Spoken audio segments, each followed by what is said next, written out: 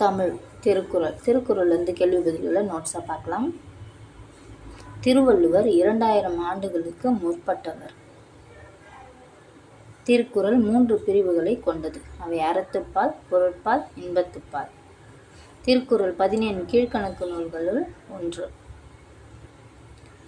133 அதிகாரங்களும் 1330 குறட்பாக்களும் கொண்டது திருக்குறள். திருக்குறளில் இல்லாததும் இல்லை, சொல்லாததும் இல்லை என்று கூறலாம். மிக பழமையான படைப்புகளில் ஒன்றாக கருதப்படுவது திருக்குறள்.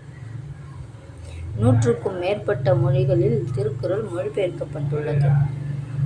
மழை உரிய காலத்தில் பெய்யாது போனால் உலகத்து உயிர்களை எல்லாம் டேஷ் துன்புறுத்தும் பசி.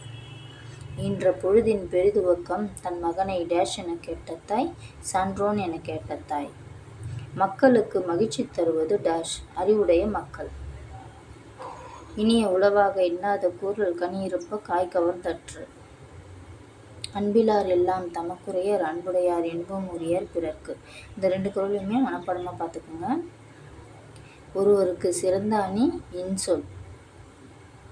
திருவள்ளுவர் வேறு பெயர்களும் திருக்குறளுடைய வேறு பெயர்களும் ஏற்கனவே போட்டிருக்கேன். வீடியோவில் போய் பாருங்கள். தேங்க்யூ.